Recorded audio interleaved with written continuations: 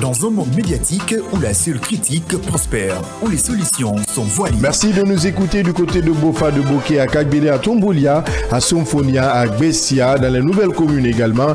Merci de nous pratiquer si vous êtes à Imbe, dans les taxis, dans les bonbonnas, dans les magbana, dans les marchés. Merci de préférer Kavi Média, le média du développement. Le scanner, c'est l'émission du débat constructif. Bon moment, on parle encore d'énergie et encore de cette problématique qui perdure, qui persiste et qui insiste. Vous n'avez pas de courant chez vous? C'est toujours le tour, hein. Ah bon? L'éternel cahier de charge. Vous vivez ça toujours là? C'est-à-dire, il y a des moments où vous passez la nuit jusqu'au petit matin, pas d'électricité? Essayez de donner un peu le nom du quartier, on veut savoir si c'est Conakry ou bien c'est Conde de Breka. Non, c'est Conakry. Eh bien, voilà. Vous avez dit une chose très importante en disant qu'il pleut, mais il n'y a pas d'électricité. Donc, la question que l'on devait se poser, est-ce que Kaleta est une arnaque? Est-ce que Swapit est une arnaque? Donc, moi, je pense que ce n'est pas des projets qui sont importants, mais c'est qui doit suivre ces projets. Effectivement, quand l'État soit petit, on ne peut plus compter sur ces barrages-là. Il faut trouver des alternatives. Avec le scanner, sans les coups de tonnerre, mais avec persévérance, l'actualité se plie au débat interactif.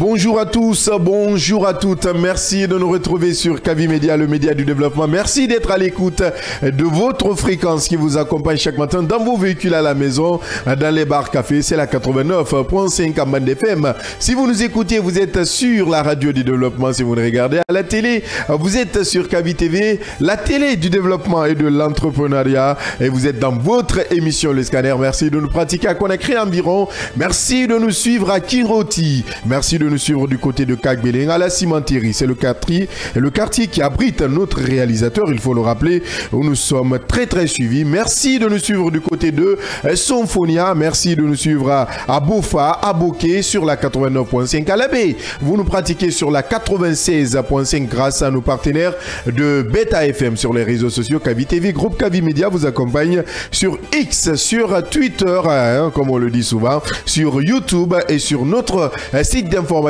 siaminfo.com. Vous pouvez suivre en direct et en différé cette émission. Au menu de ce matin, crise entre les médias privés et les autorités de la transition. Le Conseil national de la transition s'implique pour une solution rapide. Des conseillers nationaux ont reçu ce mercredi des cadres du ministère de l'Information et de la Communication, des représentants de la haute autorité de la communication, des membres du syndicat des professionnels de la presse de Guinée et des patrons de médias. Une rencontre d'échange qui s'est effectuée loin de la presse. Elle a par ailleurs permis aux conseillers nationaux de poser des questions sur les bases légales de cette décision de retrait, mais aussi d'autres préoccupations relatives au fonctionnement des médias en République de Guinée. L'objectif étant la recherche d'une solution pérenne à cette situation qui impacte la vie de plusieurs centaines d'employés. Au cours de cette première séance, les parties prenantes ont été appelées à approfondir les réflexions pouvant aboutir à une solution. Un premier tête-à-tête qui réjouit le syndicat de la presse. Vous le comprendrez dans cette émission. Évaluation des partis politiques. On en sait un peu plus sur le processus qui a démarré ce 19 juin 2024. Le ministère de l'administration du territoire et de la décentralisation a à cette occasion invité les partis politiques à se rapprocher de la direction des affaires politiques et de l'administration électorale pour le retrait des outils d'évaluation. Ces partis, à en croire des sources, doivent être évalués en fonction de la charte des partis politiques, la loi sur le statut de chef de file de l'opposition ainsi que la loi sur le financement des partis politiques. Des évaluations qui s'élargiront au 3 juillet 2024. Une formation des agents évaluateurs démarre ce jeudi même à Conakry. Ils seront déployés sur l'ensemble du territoire national pour une mission de 20 jours. Et pour redorer le blason du système éducatif guinéen, le gouvernement peut également compter sur l'appui des populations à travers les remontées d'informations et autres. Et depuis 6 ans, des jeunes Guinéens se sont fixés pour mission en ce qui concerne les examens nationaux à lutter contre la fraude et la corruption en veillant, alertant et observant. Cette année également, ils se sont mis en ordre de bataille. Plusieurs irrégularités ont été constatées par ces derniers en dépit des grandes annonces. Pour en parler, nous recevons ce matin M. Kabinet Keïta. Il est président de la commission d'observation indépendante des examens nationaux ICON. Voilà entre autres sujets à débattre ce matin. Installez-vous confortablement. Bienvenue sur le Média du Développement.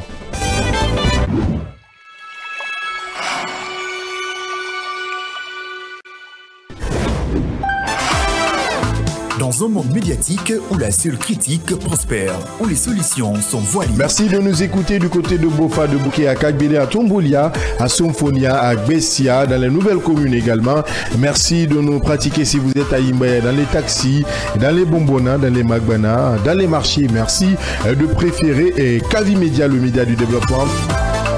Le scanner, c'est l'émission du débat constructif. Bon Mohamed, on parle encore d'énergie et encore de cette problématique qui perdure, qui persiste et qui insiste. Vous n'avez pas de courant chez vous? C'est toujours le tour, hein. Ah bon? L'éternel cahier de charge. Vous vivez ça toujours là? C'est-à-dire, il y a des moments où vous passez la nuit jusqu'au petit matin, il n'y a pas d'électricité? Essayez de donner un peu le nom du quartier, on veut savoir si c'est Conakry ou bien ce compte de Dubreka.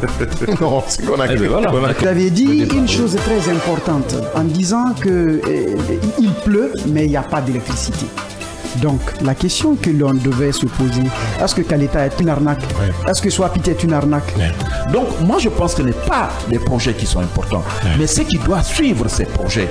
Effectivement, quand l'État soit petit, on ne peut plus compter sur ces barrages-là. Il faut trouver des alternatives. Avec le scanner, sans les coups de tonnerre, mais avec persévérance, l'actualité se plie au débat interactif.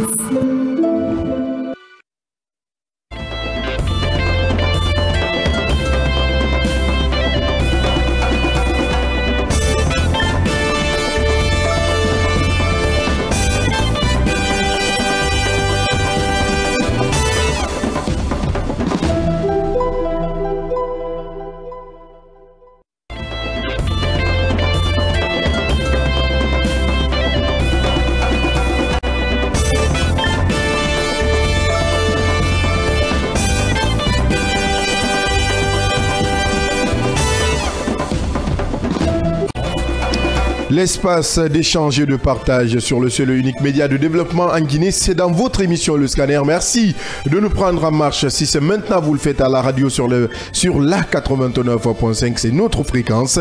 À la télé, vous êtes sur le canal 113 du bouquet Star Times. Sur les réseaux sociaux, vous êtes sur nos différentes pages Facebook, Kavi TV, groupe Kavi Média. Autour de moi, avec moi, les débatteurs de chaque matin pour vous aider à comprendre l'actualité majeure. En tout cas, les sujets à l'ordre du jour. À ma droite, les deux bas. Mohamed Ba, bonjour. Mohamed Ba, bonjour. Bonjour Abdallah. Les deux bas, oui, il faut l'accepter. C'est une confusion qu'il a bien voulu. Mohamed Ba, bonjour. Et ça, on ne tombera jamais dans ces confusions. Mohamed Ba, bonjour. Il faut qu'on essaye de comprendre les choses. Lui, il sait comment je l'appelle. Hein. Je t'ai dit Mohamed Ba, bonjour. Dis seulement bonjour. Abdallah Kamara, comment ça va? Ça va ce matin. Tu as bien dormi? Très très bien. Thé au citron, ça te fait du bien? Très bien, il y a du citron. Donc en abondance, t'inquiète pas. Il y a Michel qui a tout géré. Moi, je ne fais qu'animer. Trop de citron aussi dans le sang, ça a d'autres problèmes.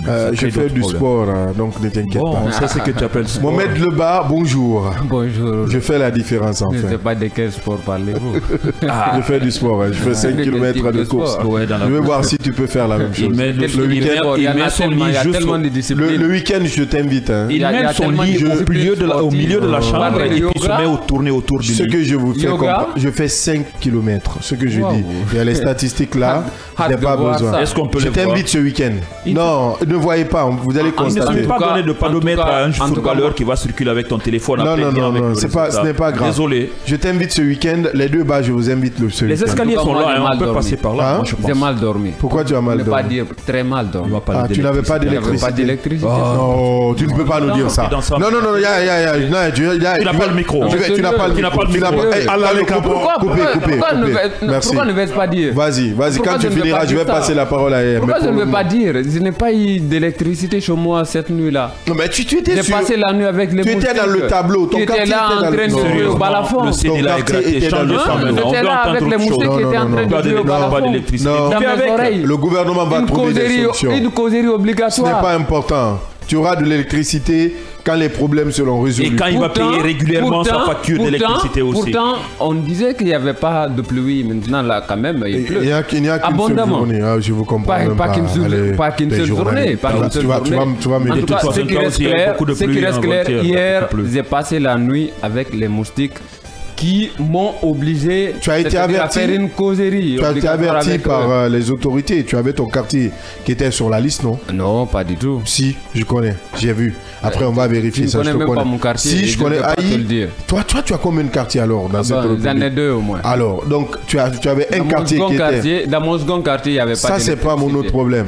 Si c'est toi qui as changé de quartier, l'autre quartier quand même était sur la liste. Allez, Fodi Bangali dans Soko. Bonjour, cher ami. Bonjour à toi, bonjour à tous les auditeurs. Oui, ça va le patriarche? Oui, ça va, tout va bien. Ouais, tout va bien. Du côté de la T6, le coach Tigui est en forme. Ouais. Seulement, voilà. Ouais, tu as trouvé qu'il y avait un dispositif sécuritaire impressionnant ce matin. Évidemment qu'il ne dit pas son nom, quand même qui bloque la circulation du côté de l'autoroute en partance vers la ville. Ouais. On dit que c'est le grand chef qui est de retour. Donc voilà, il faudrait accepter. C'est le premier magistrat quand même. Le pouvoir de la nation. Voilà, il prendra mal. Mais prendre son mal en patience plutôt. Donc ça va aller. Et si tu veux, même si tu fais le contraire, tu peux quoi?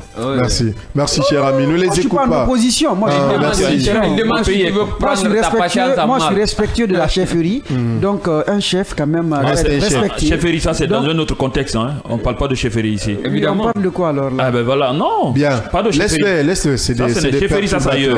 PM. Quand même, hein, venant de toi. Non, mais c'est normal. Non, mais les choses, je vois des gens qui continuent à parler d'électricité. Mais attendez. Non, on va pas d'électricité. On va pas d'électricité là. Allez. Même si on n'a pas d'électricité. Yaya Diallo, bonjour.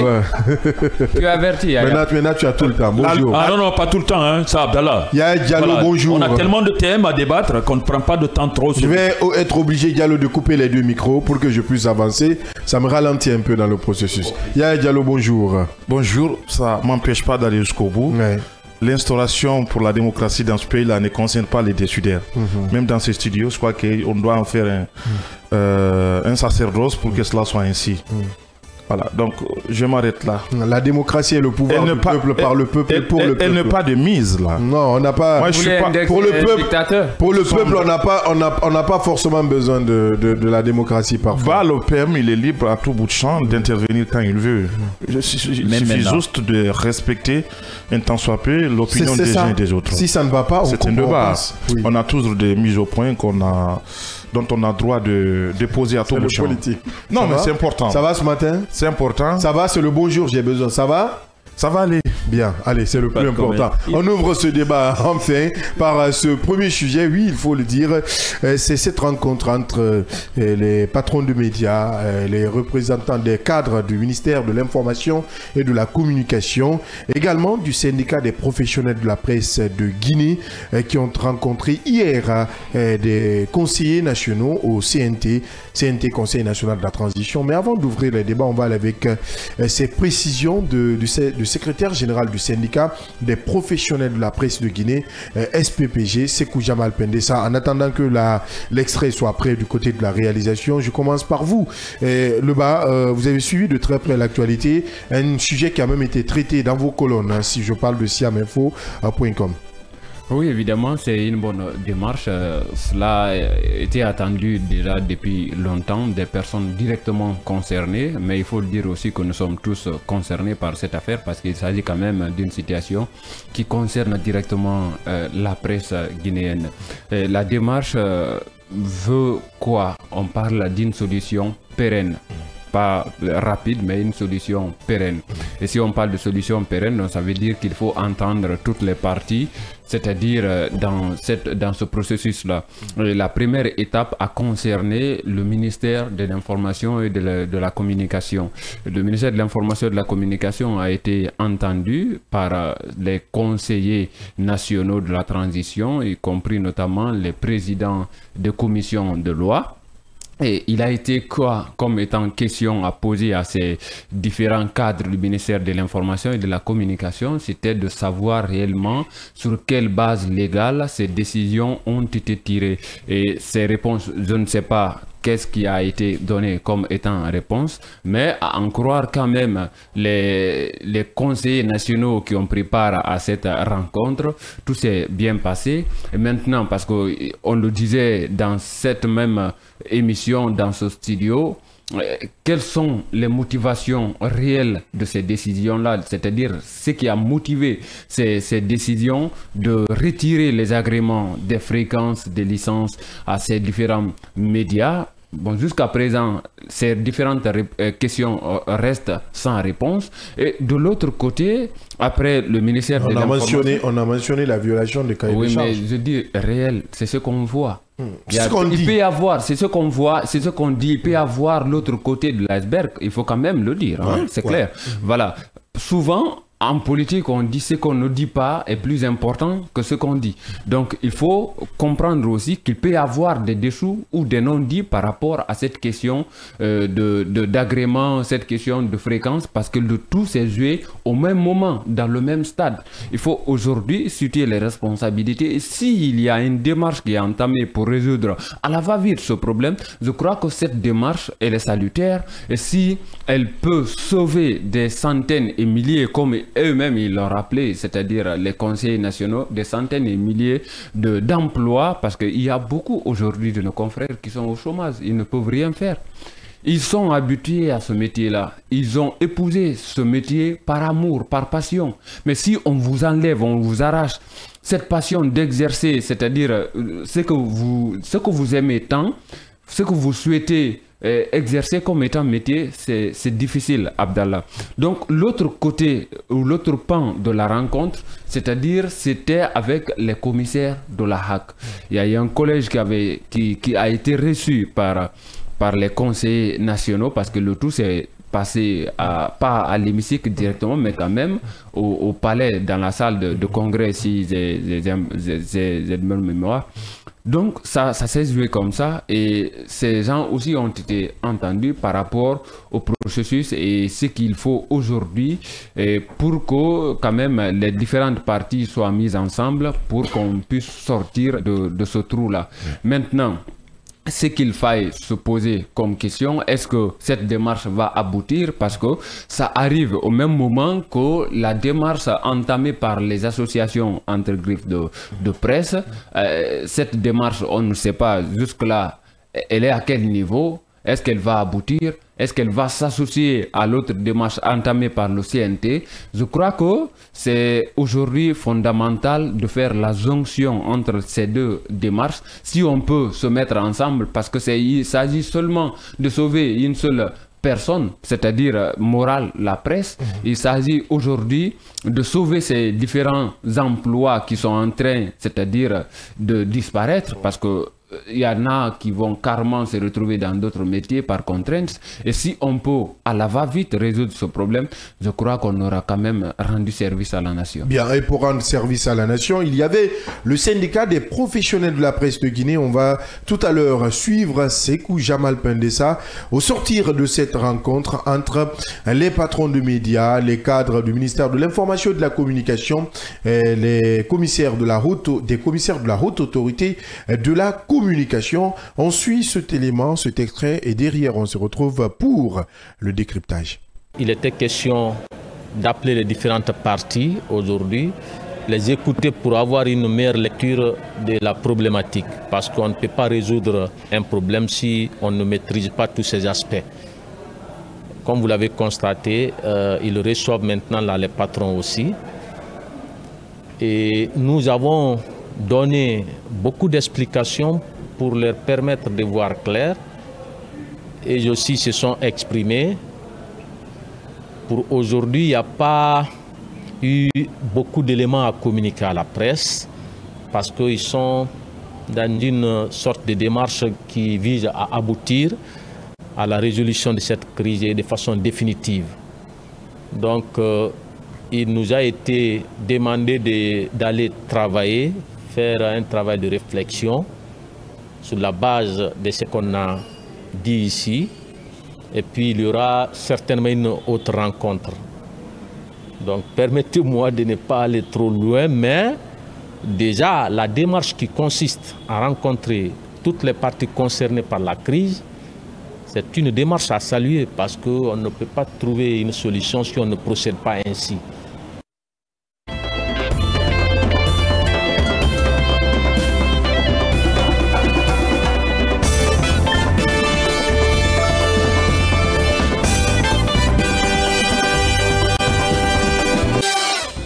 Bien, on a suivi alors ces explications de Sekou Jamal Pendessa, qui est le secrétaire général du syndicat des professionnels de la presse de Guinée, Yaya Diallo, avec beaucoup d'intérêt, qui reste quand même très méfiant quant aux informations ou quant aux échanges faits de ce côté.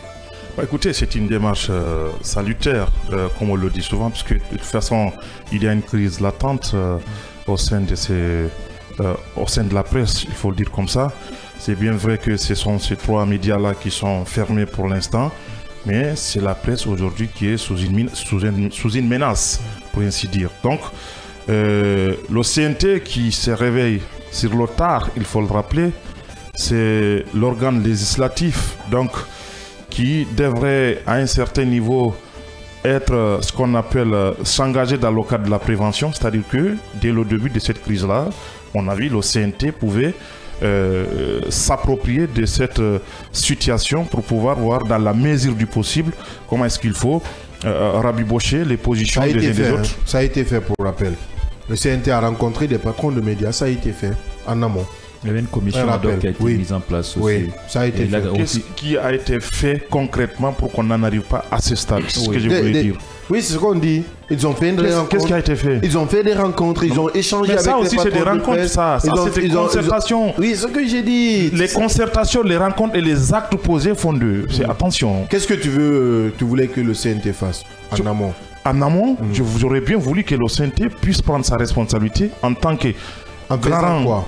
En faisant quoi? En quoi faisant? En interpellant les autorités. C'est son rôle, ça. Le contrôle de l'action gouvernementale est dévolu à l'Assemblée nationale. Donc au CNT, il appartient au CNT à un certain niveau d'interpeller le gouvernement à travers les commissions bien entendu qui sont mises en place sur le respect des lois et des textes qui régissent évidemment le fonctionnement de la presse. On n'a pas dit au CNT de prendre position pour Paul ou pour Pierre, mais de rappeler ou d'interpeller à qui des droits au respect strict de textes de loi. Ce que je voulais dire, ce qui n'est pas le cas jusqu'à date, c'est important. Évidemment, certains responsables, certains journalistes sont allés jusqu'à demander à ce que nos représentants au niveau du CNT puissent se retirer parce que tout simplement, les choses n'ont pas bougé, les lignes n'ont pas bougé, ce qui n'a pas été le cas. C'est ce que je suis en train de dire ici. Dans les faits, dans les actes, le CNT jusqu'à date n'avait rien fait. On s'en réjouit parce que tout simplement l'institution s'est réveillée sur le tard pour pouvoir certainement s'approprier de sa responsabilité régalienne, parce qu'aujourd'hui, quand on parle du CNT, c'est un organe législatif, donc c'est un contre-pouvoir. Le CNT ne doit pas s'en accommoder à tout ce que le législatif est en train de faire. Le CNT doit interpeller, au-delà de son premier rôle de voter les lois ou de contrôler l'action gouvernementale, le CNT a la possibilité de mettre en place des commissions qui peuvent, comme c'est fait le cas dans le cadre de concertation, c'est pour que c'est une concertation qui peut aboutir à quelque chose, mais le CNT a le droit de poser toutes les questions à qui ils veulent dans le cadre de l'exercice, en tout cas dans le cadre du gouvernement, pour tous ceux qui exercent ce qu'on appelle... Dans le cadre de la gouvernance. Dans le cadre de la gouvernance, pour tous ceux qui exercent ce qu'on appelle une parcelle de pouvoir. C'est son rôle. Alors, si tel n'est pas le cas, moi je pense qu'à un certain niveau, il faut que nous admettions ici que le CNT avait failli à sa mission, celle qui consistait évidemment à prévenir cette crise-là, tout en interpellant l'État, puisque les signaux étaient là déjà, et beaucoup d'organisations de la société civile, beaucoup d'organisations de défense des droits de l'homme ont interpellé, ont questionné le silence assourdissant de cette institution. C'est une évidence. Maintenant que les médias ou des médias ont été fermés, des agréments ont été retirés et les licences aussi retirées, bah, écoutez, je vais bien voir ce que le CNT pourra faire dans ce cadre-là. C'est notre souhait le plus absolu, à ce qu'on voit effectivement la résolution de cette crise-là. On l'avait dit ici, dans un de nos numéros, je l'avais dit ici, mais le mal dans tout cela, c'est qu'on ne voit personne qui peut s'élever, évidemment, ou interpeller toutes les parties qui sont concernées, notamment les institutions, notamment les chasses. C'est parce que tout simplement, à un certain niveau, la crise est de telle sorte que dans notre pays ici, certains se sont discrédités par le fait de l'érazissement antérieur sur la vie publique, mais certains aussi n'ont pas eu le courage, évidemment, d'assumer la fonction qui les ont dévolue. Alors c'est le cas du CNT, c'est le cas de la HAC à un certain niveau, parce que la HAC elle a été accommodante à tout ce qui a été évidemment fait dans le cadre de la fermeture de ce média-là. La HAC devrait à un certain niveau dire au gouvernement voilà comment ça devrait se faire. On avait dit ici qu'il y avait de manquements à ce niveau-là. Maintenant que le CNT a pu appeler les cadres, enfin le ministère de l'information et de la communication à travers un certain nombre de cadres, on verra bien ce que cela va donner. La HAC aussi, qui est une des institutions la plus importante, d'ailleurs la plus concernée dans cette crise-là, on verra ce que tout cela va donner. Au retour aussi, les patrons de presse ont été reçus, le syndicat aussi a été reçu. C'est un premier pas. On considère que ce sont des concertations qui pourront évidemment aboutir à une issue favorable, ce qui sous-entend tout simplement, puisque le CNT a posé la question, et c'était la toute première question qui a été posée, qu'est-ce qui avait motivé légalement le retrait de ces agréments ou de ces licences à ces radios-là. On verra bien les réponses qui seront fournies. On ne peut pas dire que d'emblée que l'État a violé sur toute la ligne la loi. On attend de voir évidemment qu'est-ce que l'État aurait reproché à ces médias-là. Quels sont les manquements, puisque jusqu'à date ici, on était dans une situation assez vague. On nous parle de la violation des termes du cahier des charges. Ouais. On ne nous explique pas de quoi ça. Le cahier des charges est assez vaste. Qu'est-ce qui a été violé?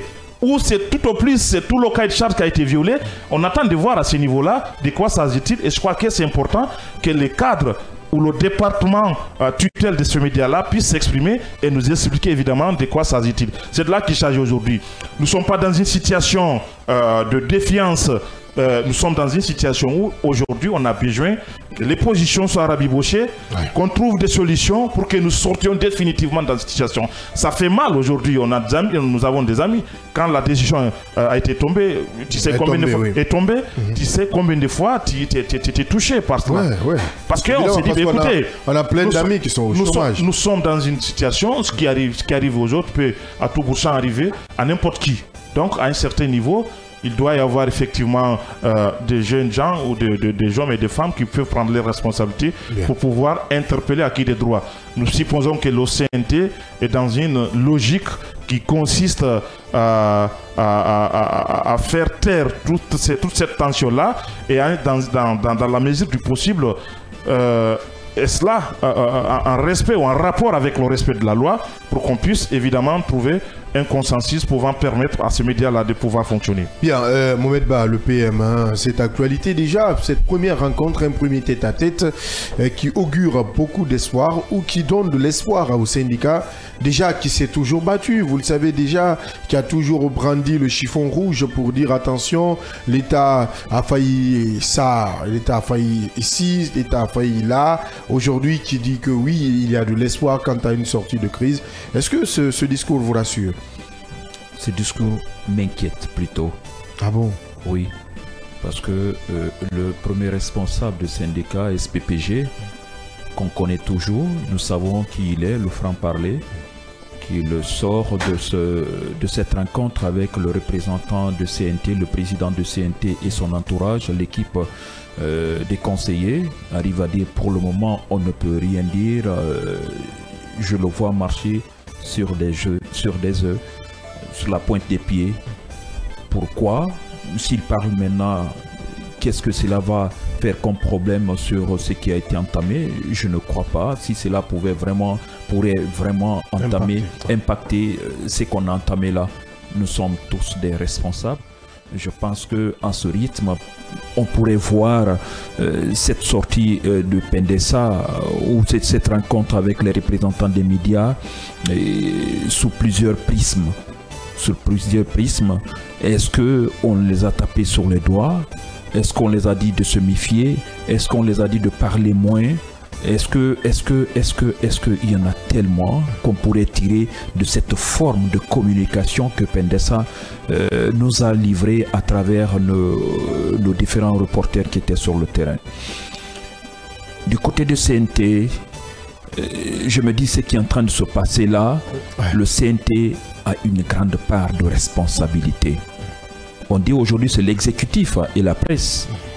Les pouvoirs sont séparés, judiciaire, exécutif et législatif.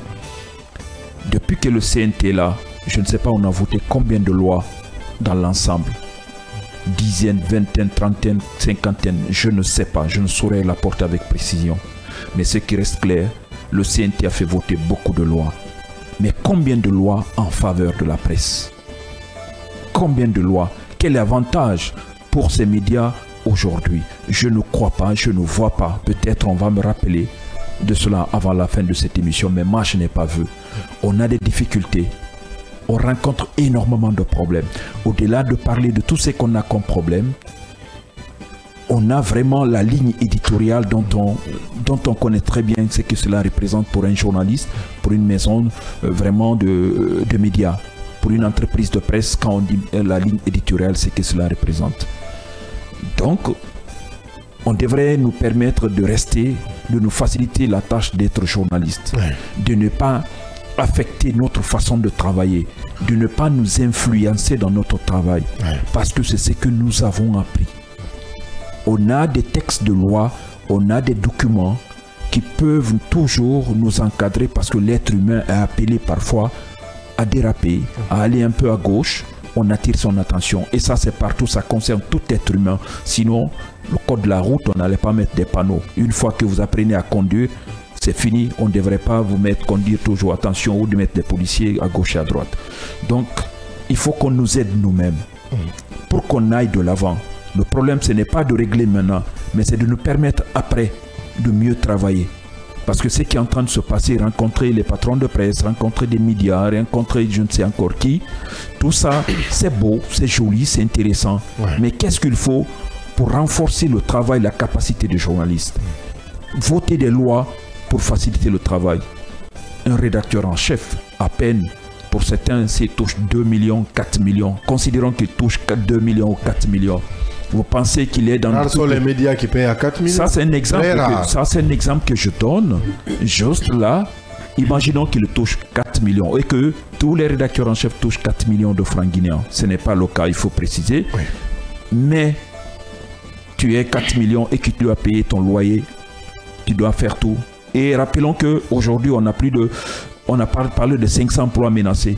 Et sans parler des emplois, sans parler des enfants. Certains enfants n'ont pas pu continuer les études, les cours, parce que les papas, les mamans n'étaient pas en mesure de payer la scolarité des enfants. Tout ça parce que l'autorité ne s'est pas vraiment bien comportée à l'endroit de ces métiers. Donc moi je pense qu'il y a du travail qui doit être fait, qu'on est en train de faire, mais qu'on a besoin d'être aidé.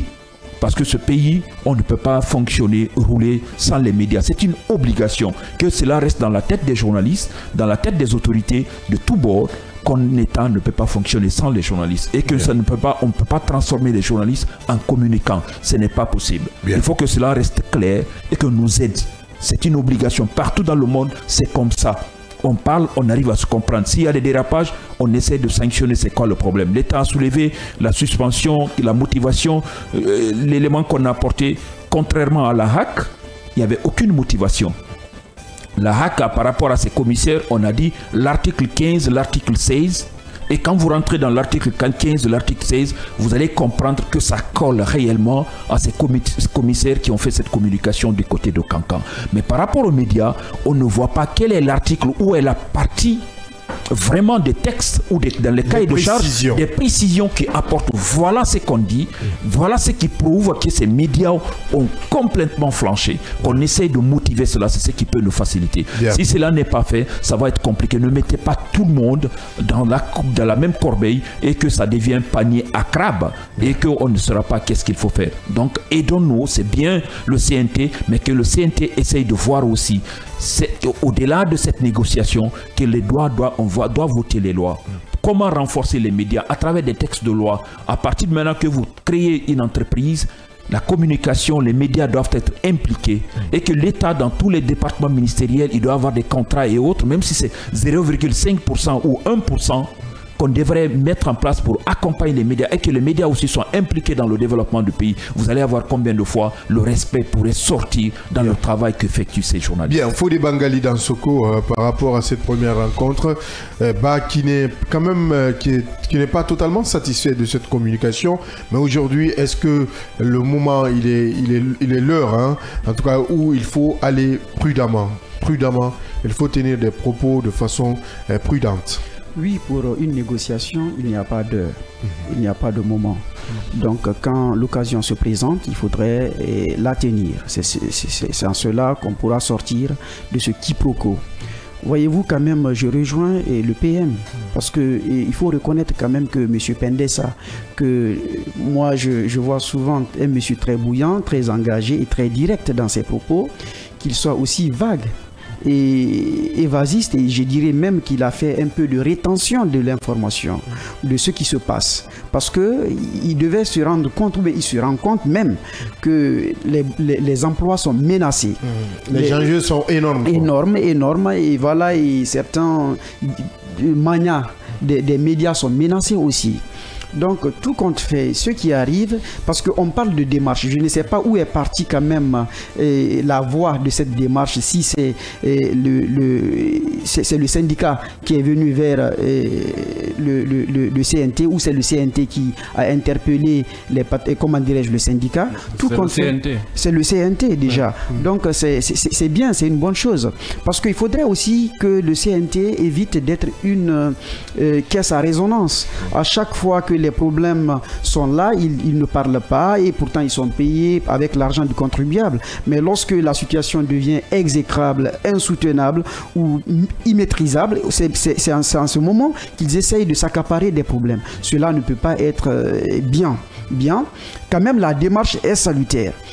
Mais il faut aussi parler de ce qui amène le syndicat vers le CNT. C'est important. Il y a une multitude de problématiques plutôt, qui s'est posée, mais qui n'ont pas trouvé de solution. On parlait tout de suite du cahier de charge, et le non-respect du cahier de charge. Bon, les gens, personne, moi pratiquement, je ne sais pas ce qu'il y a dedans, ce qu'on reproche à ces médias, mais il y a eu assez de quiproquos, il y a eu assez de déclarations de part et d'autre, il y a eu assez de diffamation, il y a eu assez de choses qui se sont passées ces temps-ci quand même, qui mettent aussi à mal le bon fonctionnement des médias. C'est ça. Le milieu aussi n'est pas sain comme on le pense. On peut aujourd'hui pleurnicher, ou on peut aujourd'hui demander à ce que nous soyons protégés. On peut aussi se lever comme des guerriers pour ne pas aussi que les médias soient tout le temps menacé, ou tout le temps éteint de la plus mauvaise des manières. Parce que c'est ce qui arrive. On parle de démantèlement, on parle du retirement des licences, on parle de ceci, on parle de cela. Mais la grosse question, pourquoi cela maintenant? Si ce qui a été dit, ou il y a des choses qui ont été faites qui ne sont pas réellement honorable, qui demande des explications, il faudrait aussi que les patrons s'expliquent. Cela est très très important. Aujourd'hui, on doit défendre les employés, c'est très bien. On doit se lever tout le temps pour dire non à cela, non à cela, mais il y a des brebis galeuses aussi dans la presse, il faut le dire. Parce que nous sommes de la presse, c'est très très important. Si nous ne dénonçons pas ces faits, aussi ça ne peut pas aller.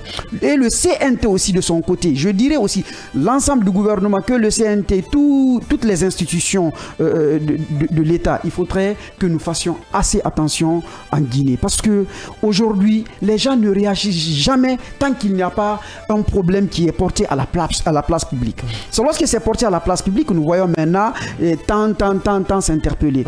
Donc, une fois de plus aussi, c'est de saluer la démarche de Pendessa, parce que c'est un monsieur qui... Non, pas sa démarche, non, voilà, du syndicat plutôt. Du syndicat plutôt, parce que dans ses déclarations souvent, les gens le considèrent, je dis bien, les gens le considèrent comme un monsieur qui aime aller en guerre, tout le temps dire on va sortir, on va faire ceci, on va faire cela.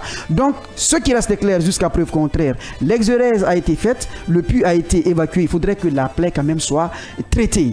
Traitée une fois pour toutes, pour que la presse aussi puisse recouvrer une fois encore de plus sa liberté, et pour que l'image aussi de la presse soit reluisante, pour que le CNT aussi soit en fait un élément important aux yeux des Guinéens, pour ne pas qu'on pense toujours qu'il mange l'argent sans rien faire, ou qu'il ne s'occupe de rien, et que c'est une caisse ou une boîte à résonance. En une minute, on va aller sur il est très beau et bon de tirer à boulet rouge, c'est-à-dire descendre en flamme le CNT, des institutions, d'autres, la HAC. Mais posons-nous la question de savoir pourquoi les médias dont les fréquences, licences et agréments ont été retirés n'ont pas porté plainte. C'est une très belle question qu'il faille se poser. Pourquoi ils n'ont pas porté plainte? Si, ils ont porté. Contre qui? Si. Contre qui? Si. Ils ont porté plainte. Ils ont pensé que la démarche n'était pas... Non, à part des commissaires. Si, ils ont saisi leur avocat. Absolument. La Cour suprême a été saisie. Oui, ça a été saisi. La Cour suprême a été saisie. C'est la procédure. Maintenant, pourquoi aujourd'hui? Parce que moi, je n'étais pas au courant. Honnêtement, je n'étais pas au courant. Mais si la plainte a été portée, vous dites auprès de la Cour suprême, je ne sais pourquoi, quels sont les motifs, le chef d'accusation, tout et autres, pourquoi ça n'aboutit pas? C'est pour abus d'autorité. Pourquoi ça n'aboutit pas? Parce que jusque-là, il n'y a pas eu de programmation. Mais c'est une procédure judiciaire. Le dossier peut être en cours. Oui, c'est une procédure judiciaire. Ça peut prendre 6 mois. La Cour suprême, c'est que ça dépend aussi de la gravité des faits, de l'urgence en la matière. De l'autre côté, moi je me dis aujourd'hui, on dit mieux vaut tard que jamais. Par rapport à cette démarche du CNT, qu'est-ce que vous vouliez que le CNT fasse? Peu importe ces interpellations, le CNT ne pouvait pas s'ériger quand même, ne pouvait pas sortir, soit peut-être pour une manifestation ou pour recadrer... Non, ce n'est pas le rôle du CNT. Non mec, écoutez... C'est les lois. Non, c'est ce que je dis. Les lois, rappelez les lois. Tout ce que le CNT peut faire, c'est ce qu'il est en train de faire maintenant là. Il faut le souligner. C'est de demander qu'est-ce qui a motivé légalement cette décision de retrait. Parce que de l'autre côté, c'est vrai qu'on peut penser à un acharnement, c'est-à-dire contre ces médias-là, parce que pour Dioma, nous savons expressément que ça n'a pas commencé à partir de maintenant là. C'est depuis la prise le lendemain de la prise de pouvoir par les militaires. Parce que les ennuis ont commencé pour Dioma, mais pour d'autres, quand on parle de cahier des charges, c'est vrai. Vous savez, vous l'avez dit que c'est vaste, mais ceux qui sont, c'est vague, pardon, mais ceux qui sont concernés directement savent réellement ce qui n'a pas marché ou ce qui a été violé. Par rapport à ces émissions, c'est-à-dire ces émissions de débat ou ces talk shows et autres là, écoutez s'il vous plaît, il y a eu tellement d'interpellations, il faut être honnête parfois vers soi-même. Il y a eu tellement d'interpellations. On ne va pas refaire l'histoire, c'est très important. Aujourd'hui, on nous a toujours appris que il faut toujours se retrouver autour de la table. Les plus grandes guerres ont terminé autour de la table. Aujourd'hui, si le CNT entame cette démarche, je pense que ce soit du côté de la justice, que ce soit peut-être ce qui a été fait, des interpellations et autres, il est important aujourd'hui de donner, en tout cas de favoriser le dialogue. Non, on va clore ce chapitre carrément, de favoriser le dialogue. Est-ce qu'aujourd'hui, vous pensez que le CNT peut réussir cette mission en une phrase ou deux? Non, c'est possible si le CNT est de bonne foi. S'il est de bonne foi et si c'est une démarche saine et vraiment débarrassée de toute velléité politique. Donc ça peut arriver. Écrivez-nous sur le 612 995 895, c'est notre fréquence 612 895 895, c'est le nouveau numéro sur lequel vous pourrez nous écrire en direct dans cette émission. Nous tournons de page et nous parlons de politique, il faut le dire. Et cette fois, nous parlons de l'évaluation des partis politiques. On en sait un peu plus sur le processus qui a démarré ce 19 juin. Le ministère de l'administration du territoire et de la décentralisation a à cette occasion invité les partis politiques à se rapprocher de la direction des affaires politiques et de l'administration électorale pour le retrait des outils d'évaluation. Ces partis, à en croire des sources doivent être évalués en fonction de la charte des partis politiques, la loi sur le statut de chef de file de l'opposition ainsi que la loi sur le financement des partis politiques, des évaluations qui s'élargiront jusqu'au 3 juillet 2024. Une formation des agents évaluateurs démarre même ce jeudi à Conakry. Ils seront déployés sur l'ensemble du territoire national pour une mission de 20 jours, Yaya Diallo. Écoutez, c'est ce qui ça a été annoncé il y a longtemps. La question qu'il faut se poser, est-ce que ce n'est pas une nouveauté? En moins d'une année, on assiste à une seconde évaluation. Sur le principe, on ne peut pas être contre une telle démarche, puisque le MATD et le ministère tutelle de ces différentes formations politiques, et nous sommes tous d'accord que il y a là une nécessité à un certain niveau de pouvoir, et je crois que ça devrait être l'une des premières missions du CNRD, d'assainir fondamentalement l'échiquier politique guinéen qui, il faut le dire, a été infecté de toutes sortes de déchets politiques. Vous m'excusez du peu, mais ça a été toujours le cas pendant plus d'une décennie dans notre pays ici.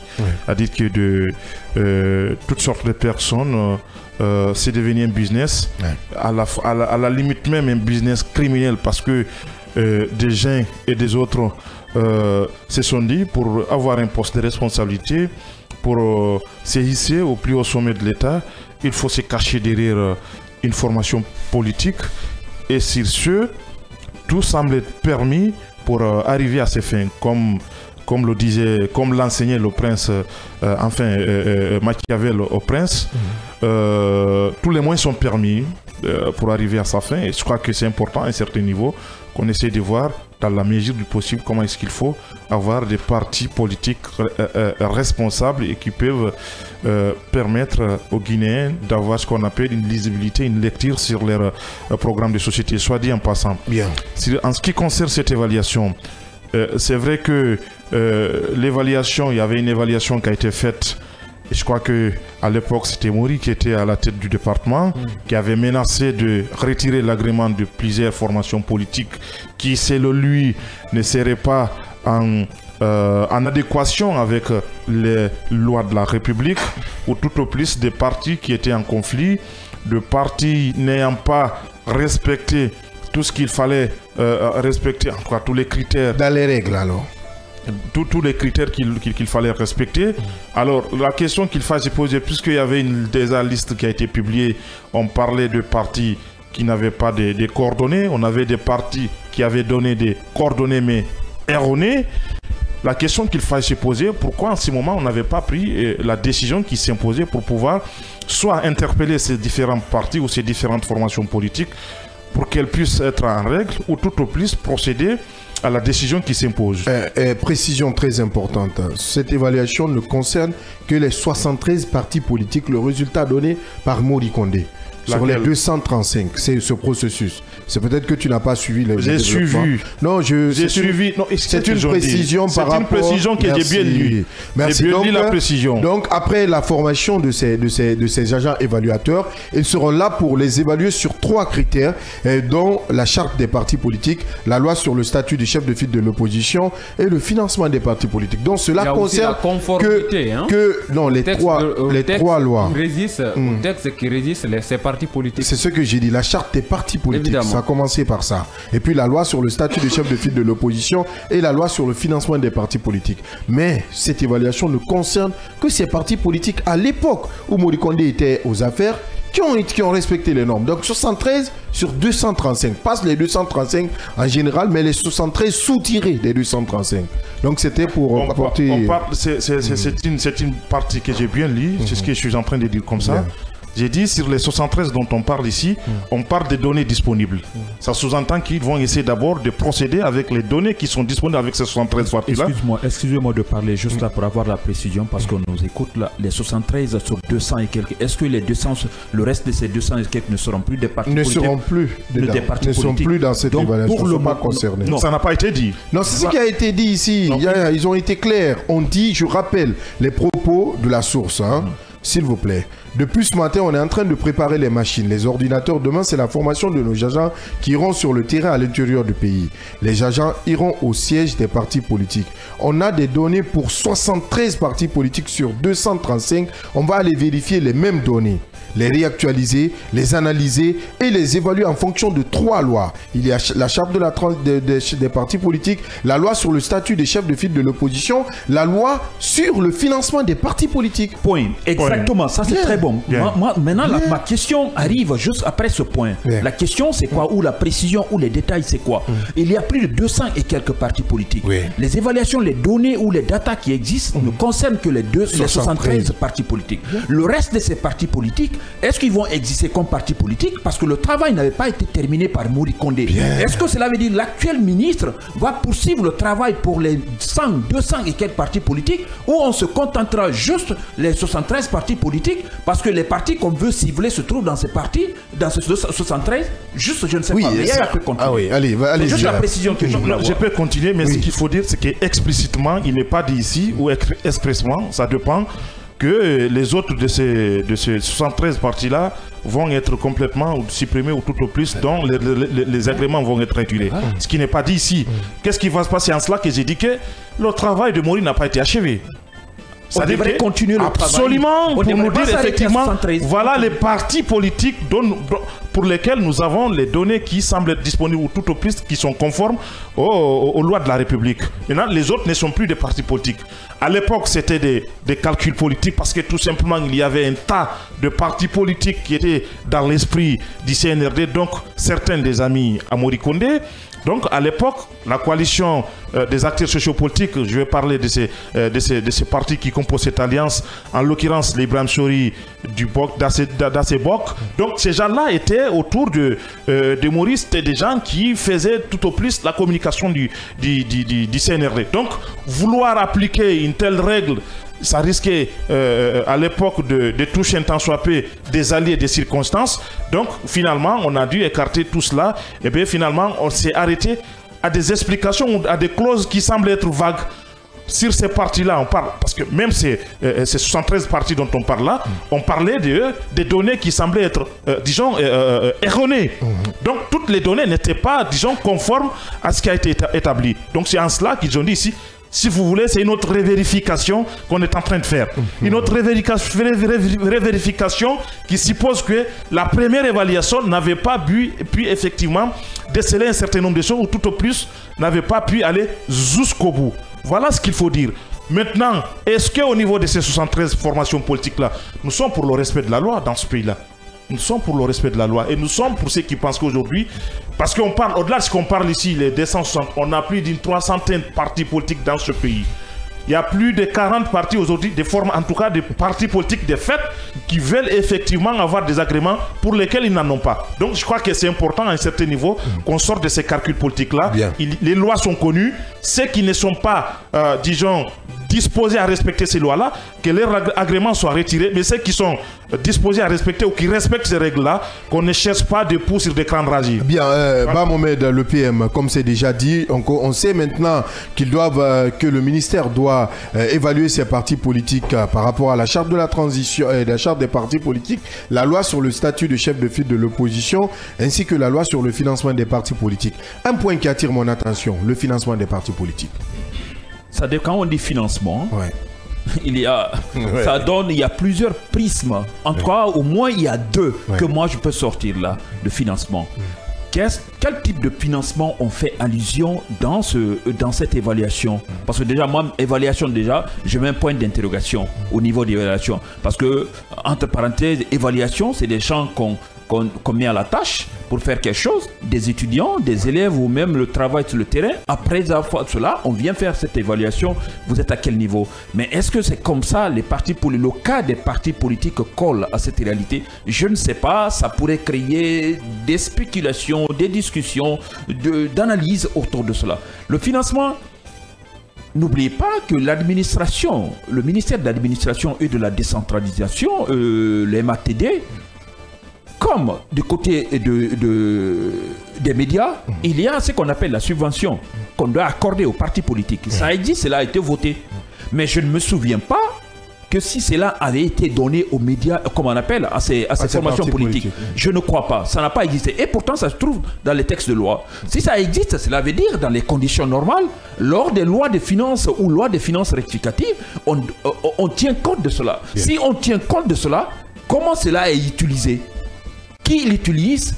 Ou pourquoi, si on n'a pas utilisé, on ne tient pas? Pourquoi on ne tient pas compte? Parce que déjà, il y a une loi qui existe. Bien. Alors, si cela n'est pas fait, c'est difficile pour moi, alors, loin de ces partis politiques, de chercher à savoir qui les finance, quelle est leur source de financement, l'argent vient d'où, ce sont des terroristes qui les financent, ce sont des tels qui les financent, et les opérateurs, et bon, on ne sait pas. Mais tu ne peux le faire que si toi-même, tu as créé des conditions, ou tu as créé des conditions sur le plan des textes, mais pratiquement, tu ne fais rien. C'est-à-dire, à partir de maintenant, les médias ont 1 milliard, 2 milliards, 3 millions chaque année. Les formations politiques ont 1 milliard, 5 milliards, 6 milliards, je ne sais pas combien. Mais, depuis que cela a été annoncé, la loi a été votée, ratifiée, terminée, rien n'a été fait. Aucun copec n'a été donné, mais on cherche à savoir qui vous finance. Bien. Donc, moi, je crois que le problème existe là. Ouais. C'est bon, en partie, je peux dire oui, c'est bien qu'on essaie d'évaluer parce qu'on a une tonne de partis politiques. 100, 200. Pourquoi? Pourquoi on crée des partis politiques? Qui crée des partis politiques? Pour quelle fin? Tout Guinéen, c'est vrai, a ce droit. Mais quel est l'objectif visé pour la création des formations politiques? On doit savoir aujourd'hui, depuis que tu as créé ta formation politique, 10 ans, 15 ans, qu'est-ce que tu as fait? Où est ton siège? Quelle est la composition? Ce qui a été dit pendant qu'au moment on te donnait l'agrément, tout ce qui a été donné, les membres, est-ce qu'ils sont toujours là? Les contacts, est-ce qu'ils existent toujours? Là, on peut chercher à savoir le siège est où? Qu'est-ce que tu fais? Le fonctionnement, est-ce que chaque semaine, chaque week-end, vous organisez l'assemblée? Si cela n'est pas fait, il n'y a pas de souci. Mais aussi, il ne faut pas chercher aussi à créer des problèmes à d'autres formations politiques dont on veut abattre, éliminer complètement. Sur ce plan, il n'y a pas de problème. Donc, les 73 dont on parle... On va les trier encore. On va les trier encore, mais pourquoi on se mettra à trier dans 73 alors qu'il y a 200 et quelques qui n'ont pas été touchés et qu'on ne va pas toucher? Ou trier dans les 73, mais annoncer le sort du reste. Ça, il faut qu'on soit précis. Et quelques partis politiques. Alors, il faut être précis. Bien. Les 200 et quelques doivent être évalués. Les 73 là, on doit les évaluer. Mais sur quelle base? Est-ce que tout le monde doit être évalué? Le financement, quel type de financement on fait? Le ministère de l'administration du territoire et de la décentralisation aussi doit parler de financement qui est réservé, la subvention qui est réservée pour ces formations politiques. Si ce n'est pas fait, c'est difficile de balayer devant la porte des autres. Oui, le bas, rapidement, par rapport à cela, est-ce que vous pensez la même chose aujourd'hui? Il est important de vérifier le financement de ces partis politiques, mais tout en imaginant qu'il n'y a pas de calcul politique. Oui, ben, souvent, parce que c'est ce qu'on nous a habitué à cela. À chaque fois qu'on soulève ces questions d'évaluation, tout et autres, ça veut dire qu'on veut mettre les doigts de certains partis politiques pour les taper dessus. Ou seulement on est dans un calcul pour éliminer certains partis politiques, certaines formations politiques. Il y a une habitude en Guinée qu'il faut vraiment dénoncer ou voire même combattre, c'est que au sein de l'administration, il faut le préciser, souvent vous avez des gens qui commencent un boulot, ils quittent, il y a d'autres qui viennent, qui entament carrément un autre boulot, c'est-à-dire pour la même portée. Pourtant, l'État est une continuité. À l'arrivée du CNRD, il y avait quelque chose que tout le monde avait salué. C'était la continuité des programmes déjà préétablis ou établis par l'ancien régime. Cela se manifestait sur les questions de réalisation des voiries urbaines et ainsi de suite. Aujourd'hui, ça devrait être la même chose pour ce qui est quand même du cas du MATD par rapport à cette question d'évaluation. On en a tellement entendu parler. Vous parlez de la charte des partis politiques. Je crois qu'avec tous ces critères d'évaluation, c'est là il y a problème. Bien. Parce que vous avez effectivement des formations politiques aujourd'hui qui n'existent que dans la bouche de leur président. C'est-à-dire ce sont des formations politiques cabines. Poids plume. Ça c'est vous qui le dites. Ça ne vient pas de moi. Non, ça c'est des cabines, c'est-à-dire des formations politiques dont le siège se trouve dans le sac du président. Et il se promène avec partout où vous lui demandez, même pour des interviews. Donc ces évaluations sont nécessaires. Donc ces évaluations sont nécessaires. Ce sont des évaluations qui sont absolument nécessaires. Il faut le dire. Pourquoi? Parce que certains, avec leurs appétits politiciens, sont souvent amenés à créer des partis politiques. Mais écoutez, il y a des gens ici, des présidents de formation politique, même enchaînés, c'est-à-dire une phrase en termes de débat constructif, vous savez qu'il y a problème. Vous savez qu'il y a problème. Et ce sont des gens, entre griffes, qui aspirent quand même à briguer la magistrature prendre suprême. les destinées de ce pays-là. Je crois que c'est normal aujourd'hui de revoir le fonctionnement de ces différentes formations politiques et savoir qui opère ou qui fait quoi, quand, où et comment. Il y a des formations politiques qui ne tiennent même pas d'assemblée parce qu'ils n'ont pas de militants. Il y a des formations politiques qui n'ont été créées que pour des questions d'argent ou de faire de la propagande, non seulement parfois pour le pouvoir, ou aussi pour juste contraindre et se faire voir pour une question de carnet d'adresse vis-à-vis de l'international. Donc aujourd'hui, il est très important de passer à cette évaluation. Mais de l'autre côté, parlant du statut de chef de file de l'opposition, c'est un travail qui n'avait pas aussi été achevé. Je me rappelle, il y a l'ancien président de l'Assemblée nationale qui le disait, à qui on avait posé cette question, je parle bien de Damaro, qui disait que ce travail n'a jamais été... n'a jamais abouti. C'est un travail, bon, on ne dit pas bâclé, mais il y avait des insuffisances. Il n'est pas arrivé à terme. Il y avait des insuffisances à relever. Donc aujourd'hui, il faut qu'on s'écarte un peu de ce qu'on appelle calcul pour éliminer certaines formations politiques. Fodé Bangali Dansoko, est-ce qu'il y a un calcul politique rapidement avant de recevoir notre invité? Ok, bon, vous avez vu, il y a 3 lois. Il y a eu la charte des partis politiques. Comme le disaient mes chers confrères, déjà, je suis entièrement d'accord avec eux. Il faudrait quand même assainir. Moi, je suis pour cette évaluation après une longue réflexion. Parce qu'aujourd'hui, lorsque les gens font l'affairisme dans les affaires publiques et qu'ils n'ont plus de par-dessus, automatiquement ils se transforment en politiciens pour avoir un parti politique et de la bouche ou bien dans le sac, ainsi de suite. Donc cela doit cesser et la charte doit être très très rigoureuse et pour que quand même les partis rigoureuses plutôt, je m'excuse, pour que quand même qu'on ait des partis solides, qu'on ait des partis responsables. Cela est important. Deuxième, on parlait tout de suite du chef de file de l'opposition. À un moment donné, vous vous souviendrez avec moi et que vous accepterez quand même ce que je vais dire, que lorsqu'on a amené le parti UFDG, parce que c'était le second après le parti RPG Arc-en-Ciel, et que M. Selou Dalen Diallo fut nommé chef de file de l'opposition, lorsqu'on a parlé déjà de ce qu'il devait recevoir en tant que chef de file, 500 millions, les autres, beaucoup de gens étaient contents, se disaient oui, mais c'est une bonne chose, et ainsi de suite, parce qu'ils ne voient pas en fait l'idéologie politique, ils ne voient pas le combat politique, mais tout ce qui intéresse les gens, c'est l'argent. Donc de ce côté aussi, ce fléau doit être traité et compris par tous les partis politiques, cela est très important. Mais sur le plan des financements des partis politiques, cela reste opaque en Afrique, ce n'est pas seulement à la Guinée et au monde. Voilà, parce que ici, on ne sait pas qui finance les partis politiques. C'est ça la vraie question qu'on doit se poser. Le financement des partis politiques, moi j'ai eu quand même la chance de traiter et d'avoir un traité là-dessus. C'est professeur Banou, s'il s'en souvient, il va le dire. Je vais vous dire, tous les grands partis m'ont fermé la porte. Parce que souvent, les partis sont régis par des règlements intérieurs. C'est une question taboue, mon cher ami.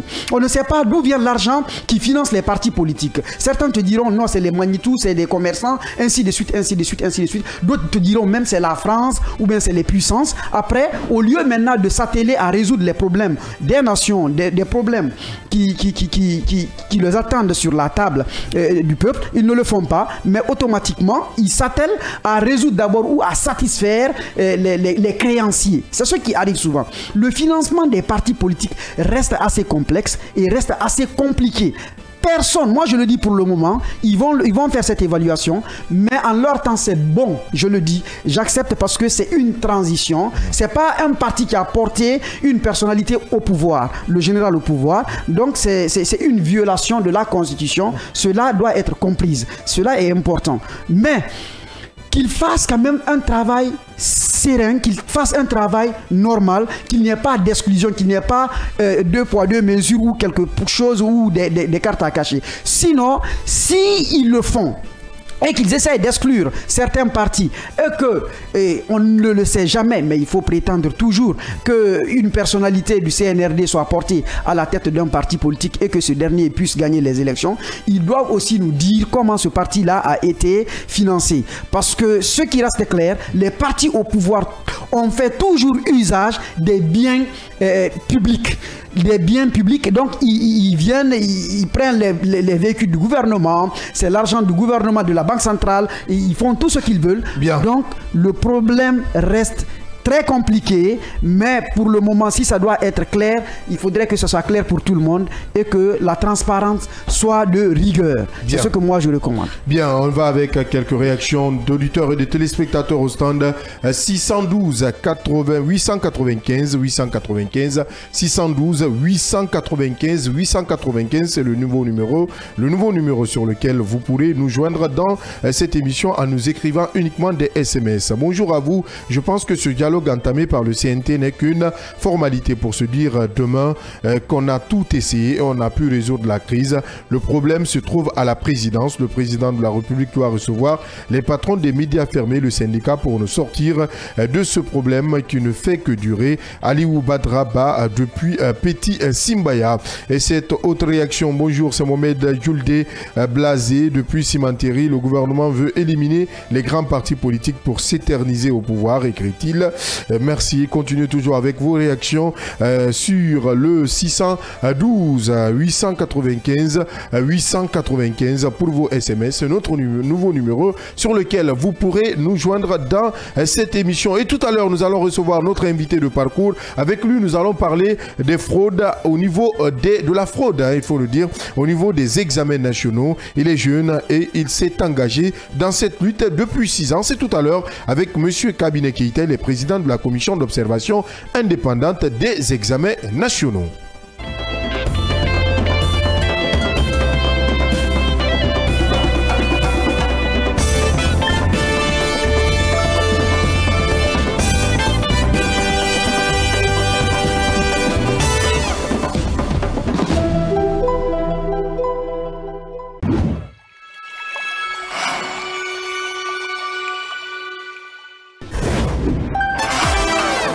Dans un monde médiatique où la seule critique prospère, où les solutions sont voilées. Merci de nous écouter du côté de Bofa, de Boké, à Kagbele, à Tomboulia, à Somfonia, à Bessia, dans les nouvelles communes également. Merci de nous pratiquer si vous êtes à Imbaya, dans les taxis, dans les bonbonnas, dans les magbana, dans les marchés. Merci de préférer Kavi Média, le média du développement. Le scanner, c'est l'émission du débat constructif. Mamomed, on parle encore d'énergie et encore de cette problématique qui perdure, qui persiste et qui insiste. Vous n'avez pas de courant chez vous? C'est toujours le tour, hein. Ah bon? L'éternel cahier de charge. Vous vivez ça toujours là? C'est-à-dire, il y a des moments où vous passez la nuit jusqu'au petit matin, pas d'électricité? Essayez de donner un peu le nom du quartier, qu'on veut savoir si c'est Conakry ou bien ce compte de Dubreka. Non, c'est Conakry. Eh voilà. Vous avez dit une chose très importante en disant qu'il pleut, mais il n'y a pas d'électricité. Donc, la question que l'on devait se poser, est-ce que Kaleta est une arnaque? Est-ce que Swapit est une arnaque? Donc, moi, je pense que ce n'est pas des problèmes.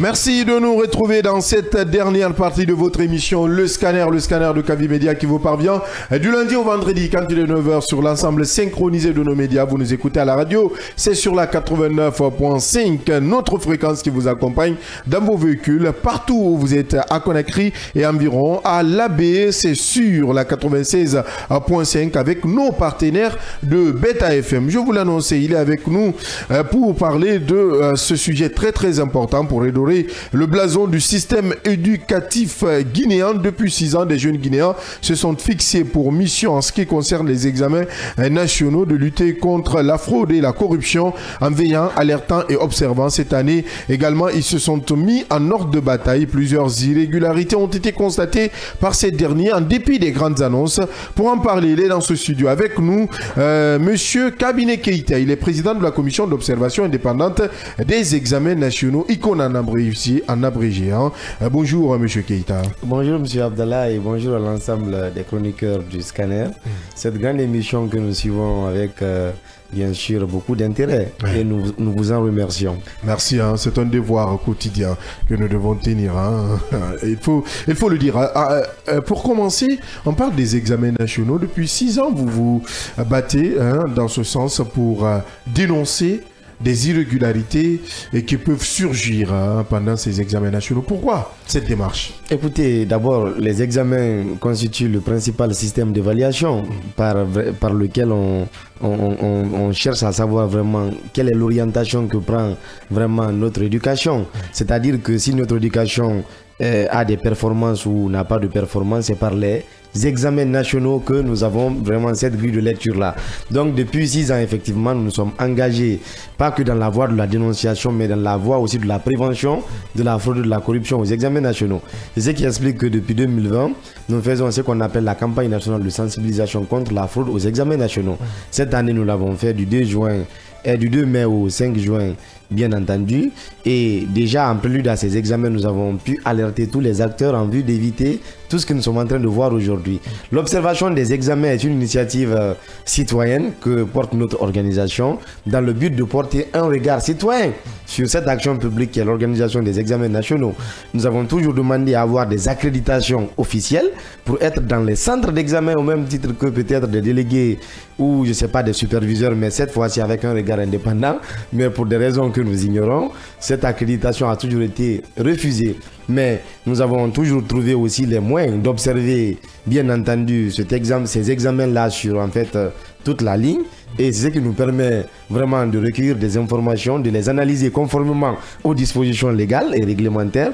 Et disons, pour pouvoir vraiment dire ce que nous en pensons effectivement. Cette année, quel est le constat fait au niveau des 2 examens nationaux? Je veux parler du CE et du BEPC.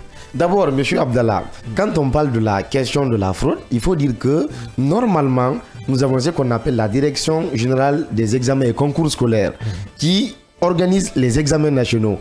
Et vous avez les autres structures, n'est-ce pas, du MEPUA qui viennent en appui pour éviter à ce que vraiment tout ce qui est fraude n'arrive lors de ces examens. Mais depuis toutes ces années, tous les ministres qui se sont succédés, nous avons l'impression que ce qui les intéresse, c'est autre chose, n'est-ce pas, que la crédibilité de ces examens nationaux. Donc, cette année, par exemple, il n'y a eu aucune disposition pratique envisagée par les autorités pour contrer, n'est-ce pas, les fraudes qui adviennent souvent aux examens. Nous savons tous que cela vraiment est de l'autorité publique. Quand il y a les examens en Guinée, il y a un certain nombre de fraudes d'abord qu'il faut identifier. Il y a des cas de substitution, il y a des cas de doublons sur la liste des examens, il y a des manquements observés au niveau des cartes d'examen ou des listings où il n'y a pas de photos. Donc il y a tous ces aspects-là qui antérieurement sont connus, n'est-ce pas, dans les examens nationaux en Guinée. Donc nous avons été stupéfaits, bon pas trop stupéfaits aussi, de constater que ces mêmes irrégularités-là reviennent. Quand vous prenez par exemple l'examen d'entrée au collège qu'on appelle le certificat de fin d'études élémentaires, il y a l'inexistence, n'est-ce pas, des photos sur certaines cartes d'examen que nous avons constaté dans plusieurs centres d'examen, si Mélika pouvait nous donner l'image à la télé, ça aussi bien à Conakry qu'à l'intérieur du pays. Donc, qui peut amener forcément à des substitutions. Des substitutions, évidemment. Exactement. Oui. Donc, on revient sur ce point. L'absence de photos sur les cartes d'examen, c'est ça? Évidemment, évidemment. Pourtant, cette année, en tout cas, selon ce que nous avons vu, il y a des tablettes numériques qui ont été, n'est-ce pas, utilisées pour prendre des photos. Ouais. Donc, on ne comprend pas pourquoi est-ce que certains candidats n'avaient toujours pas de photos jusqu'au jour, n'est-ce pas, de cet examen-là. Nous avons le laxisme des surveillants. Sur quoi nous nous basons pour dire qu'il y a eu laxisme des surveillants?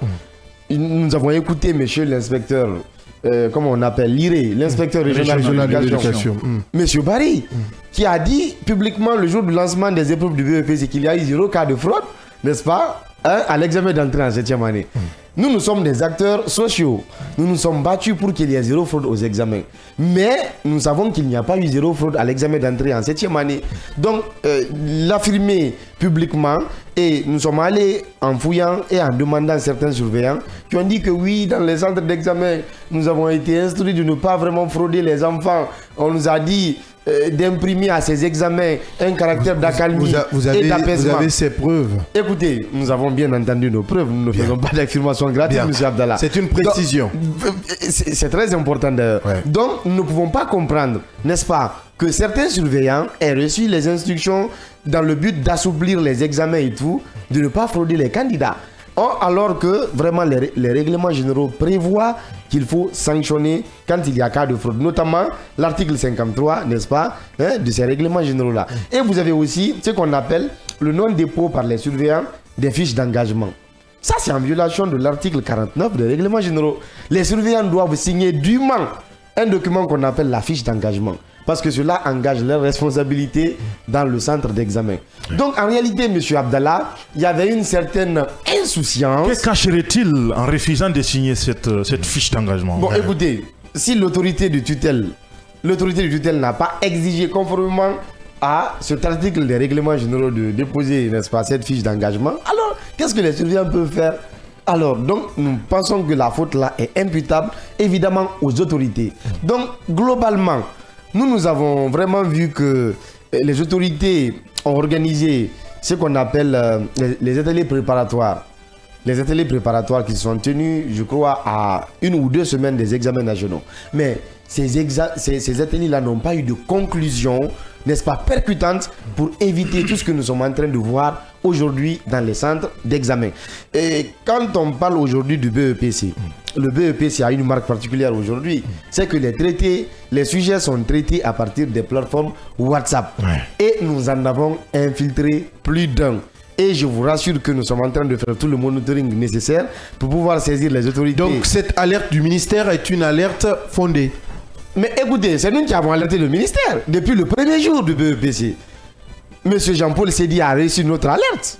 Il en a accusé réception. Donc, nous avons pris la responsabilité de les informer en leur disant attention, nous avons remarqué la création des groupes WhatsApp. Déjà pour le baccalauréat, les groupes sont créés sciemment. Là où je vous parle, les groupes sont créés sciemment. Donc, nous leur avons alerté pour leur dire attention, prenez toutes les dispositions nécessaires pour que, n'est-ce pas, ces plateformes-là ne soient pas opérationnelles lors du BEPC. Mais évidemment que les dispositions pratiques n'ont pas été prises et les gens continuent d'utiliser là où jusque nous sommes, n'est-ce pas, ces groupes WhatsApp. Donc, en plus de cela, il y a quelque chose qui est très grave. Parce que le service examen qu'on appelle la Direction générale des examens et concours scolaires doit des explications au peuple de Guinée. Parce qu'on ne peut pas investir des milliards sur une plateforme en ligne d'enrôlement des candidats et que par la suite, que des doublons soient retrouvés sur cette liste-là. Donc soit on a trompé le mépu en disant qu'il y avait une plateforme en ligne, ou soit le travail n'a pas été fait correctement ou professionnellement. Nous avons identifié sur les listes de ces examens-là des doublons.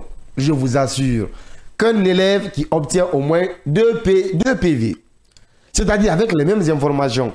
Si c'est Mohamed Kamara. Si c'est Ousmane Silla.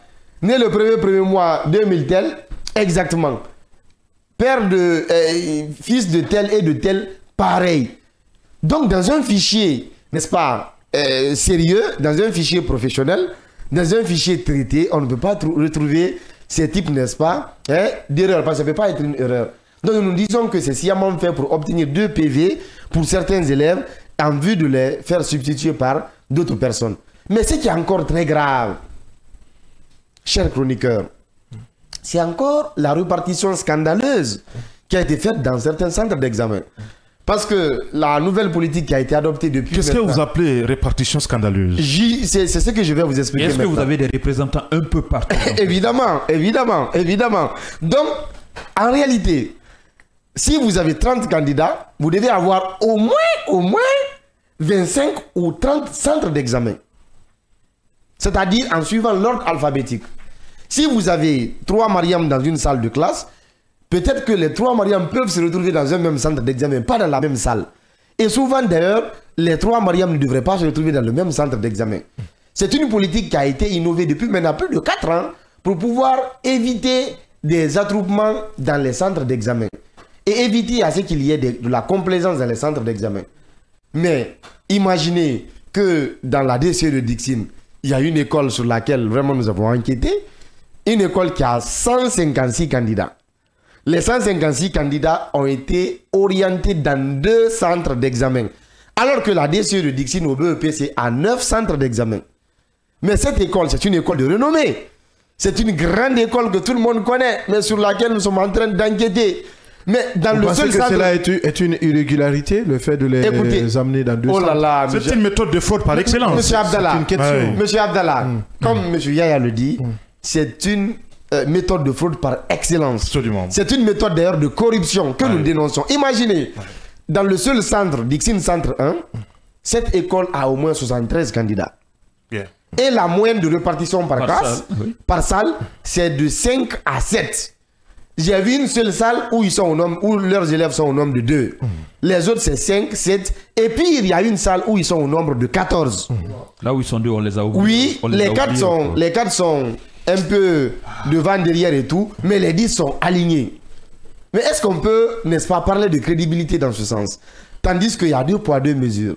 Donc, on ne peut pas comprendre que ces situations existent. Et les doublons que nous avons repérés sont essentiellement dans la DCE de Dixine et dans la DCE de Matoto. Dans d'autres DCE, ça existe, mais nous avons la difficulté d'accéder au centre d'examen. C'est pourquoi nous avons toujours demandé aux autorités... Donc, votre monitoring ne concerne que 2 DCE? Non, écoutez, les recherches continuent. Les recherches continuent. Pour les résultats que vous venez de donner. Oui, pour en fait les doublons que nous avons vus, ça concerne 3 centres d'examen pour le moment. Et si nous avions encore, n'est-ce pas, l'accès privilégié au centre d'examen, on aurait pu identifier, n'est-ce pas, d'ailleurs, si nous on avait le fichier des candidats, en tout cas par centre d'examen, on aurait pu déceler ça à travers un audit indépendant. Mais vous êtes sûr que vous n'allez pas avoir cela, ça c'est clair quand même. Non, non, c'est sûr. De toutes les façons, c'est un document confidentiel. De toutes les façons, bon, il ne devrait pas être confidentiel pour le moment, parce que c'est après les examens, vous pouvez les avoir, mais avant les examens, vous n'en avez pas. De toutes les façons, un travail préalable qui devrait être fait, c'est-à-dire avoir un partenariat, une collaboration avec l'État ou le ministère en charge de ces examens afin de pouvoir bien travailler pendant ces examens. Est-ce que vous avez tenté de le faire et qu'est-ce que vous avez obtenu comme résultat? Et si on les considère comme étant des adversaires, surtout? Vous avez dit le mot. Nous sommes dans l'optique de porter un regard citoyen à cette action publique, comme je le disais. Donc nous avons la responsabilité en tant qu'acteurs indépendants d'apporter toute la lecture nécessaire pour permettre aux autorités de corriger les choses. Et au fil des ans, de M. Maurice Sangaré à M. Guillaume Awing, nous avons toujours contacté ces autorités. Voici le communiqué d'alerte que vous avez produit. Et évidemment, ce communiqué d'alerte, publié, n'est-ce pas, le 14 juin 2024. M. Jean-Paul Zédi l'a reçu. Et le lendemain, le 15, nous avons fait un document de renseignement à son adresse pour l'indiquer qu'effectivement, il y a des doublons dans, n'est-ce pas, les centres d'examen. Vous parlez, Mélika, retourne sur l'autre sujet, je vois un point très important. Vous dites qu'il y a la circulation via des plateformes de messagerie privée des épreuves d'histoire et de rédaction avec leur traité. Le premier jour du BEPC, évidemment. Et c'est ce qui continue jusque là où je suis assis avec vous. Lorsqu'on finit tout à l'heure l'émission, descendez avec moi, j'ouvre mon téléphone, je vous montre des plateformes, je vous montre des captures, n'est-ce pas, par lesquelles, n'est-ce pas, cette situation-là est illustrée. Donc on ne peut pas comprendre que dans un État, que depuis près de... Parce que moi j'ai passé le baccalauréat en 2018, j'ai été témoin oculaire de tout ce que je suis en train encore de dénoncer. À cette époque-là, nous avons encore dénoncé la même situation étant candidat. Nous avons dit qu'on ne sommes pas d'accord. Mais imaginez, depuis cette période-là, nous avons un État, un ministère de l'enseignement préuniversitaire qui n'est pas capable de circonscrire ces cas de fraude-là à l'approche des examens. Donc on ne comprend pas. On est champion à couper Internet quelquefois et à restreindre les libertés des gens, mais on est incapable d'éviter à ce que ces cas de fraude-là surviennent dans les examens. Donc c'est vraiment grave. Est-ce que aussi c'est pas la prédominance de ces écoles privées, parce que tout ce que vous venez de citer ici, c'est-à-dire que le fait d'infiltrer en grand nombre un certain nombre de candidats venant d'une même école, c'est un fait. J'en connais plusieurs écoles ici à Ratoma qui en font. On dit, malheureusement, pour beaucoup de parents, on dit que ouais, ça étudie là-bas parce qu'on a un bon nombre, un taux très élevé d'admis, alors que c'est véritablement un business qui passe entre ces écoles-là et la commune, quelquefois la DCE. Donc, si le business la passe, il y a un montant qu'on exige de ces gens-là. Ça date de longtemps, hein. Depuis 2018, j'en connais une école où j'étais à Pescia ici, c'est les mêmes faits qui continuent. Est-ce que là aussi, c'est pas la déliquescence de l'État dans le cadre du secteur éducatif? Donc, ce qui fait que l'absence de l'État a fait que telle sorte que les privés en ont pris là-dessus, ce qui fait que, quelquefois, évidemment, ça peut échapper à l'État, tous ces aspects-là. Cette question est répondue vraiment à mi-chemin. Pourquoi? Parce que nous avons un État qui n'a vraiment pas de dispositif réel, un dispositif planifié, un dispositif rationnel pour nous permettre d'éviter tout cela. Donc le clientélisme qu'il y a entre les écoles privées et certaines DCE est vraiment de notoriété publique. On n'a même pas besoin aujourd'hui de se casser la tête vraiment pour le dénoncer. Donc en réalité, les ministres qui se succèdent, ce qui les intéresse, c'est le budget des examens qui est d'ailleurs opaque, qui n'est pas rendu public. Et d'ailleurs, donc c'est avec une gestion vraiment, avec une mauvaise gouvernance de ce même fonds dans le cadre de ces examens. Parce qu'on ne peut pas comprendre que de l'argent soit investi sur cette plateforme d'inscription des candidats et que nous retrouvons, n'est-ce pas, que les gens sont frauduleusement inscrits. Donc en réalité, c'est une désolation aujourd'hui de constater que ce qui se passe, parce que ce qui risque d'arriver au baccalauréat est très grave. C'est vrai que nous aujourd'hui, nous avons fait de notre mieux pour récolter le maximum d'informations sur certains groupes WhatsApp qui existent. Et plus tard, d'ici cette soirée, nous allons finir le document de renseignement que nous allons envoyer à monsieur le ministre, Tami aussi la Gira, et on va aussi essayer de saisir, n'est-ce pas, le procureur général pour mettre ces informations-là à sa disposition, parce que nous sommes fondés de pouvoir en tant que citoyens, et d'ailleurs c'est une obligation pour nous, lorsque nous avons connaissance de la commission de certaines infractions, d'informer les autorités judiciaires pour qu'elles agissent. Mais ce qui nous fait encore beaucoup plus mal, c'est que les autorités continuent, entre guillemets, à nier ces réalités. Est-ce que vous voyez la page du MEPIA? Le MEPIA ne communique pas. Entre avant-hier et hier, ces deux constats laconiques que nous avons vus, avec des imprécisions notoires. Donc, il y a ce qu'on appelle une prévarication des acquis que nous avons pu exiger ou que nous avons pu obtenir les années dernières. Parce que le MEPIA ne communiquait pas. Bien. Nous avons poussé, au temps de Bano, nous avons poussé le MEPIA à communiquer. Au temps de M. Guillaume Awing, ça a été mieux formalisé, ça communiquait. Mais cette année, cette communication-là a été égorgée dans le seul but, n'est-ce pas, d'un certain, ok, merci. Merci. Merci beaucoup pour la souplesse. Donc, on a l'impression que, au nom d'une certaine, au nom d'un certain apaisement, entre guillemets, au nom d'une certaine accalmie, on est en train vraiment de noyer les examens nationaux encore plus. Parce que ce que nous avons toujours reproché aux autorités, c'est le manque de prévision. C'est le manque de prévention de tout ce que nous sommes en train de vivre. Et cela, ça continue vraiment sous Monsieur Jean-Paul Sédi. La proportion. Oui, dernière question. La proportion, vous existez depuis plus de 6 ans. Évidemment. Dites-nous, puisqu'on suppose que depuis plus de 6 ans, vous avez fait des rapports. Évidemment. Expliquez-nous le niveau de la proportion. On a connu beaucoup de ministres à la tête du MEPIA. Expliquez-nous de façon statistique quel est le taux de proportion de ces fraudes-là en ce qui concerne le différent passage de ce ministre-là. Ensuite, est-ce que vous recevez des menaces venant des autorités? Des menaces, ça vient quelquefois parce qu'on nous dit, écoutez, si vous n'avez pas les preuves de ce que vous dites, on va vous poursuivre parce que vous êtes en train de mettre à l'eau ce que nous sommes en train de faire. Mais écoutez, nous sommes prêts à répondre devant n'importe quelle juridiction pour les déclarations que nous faisons.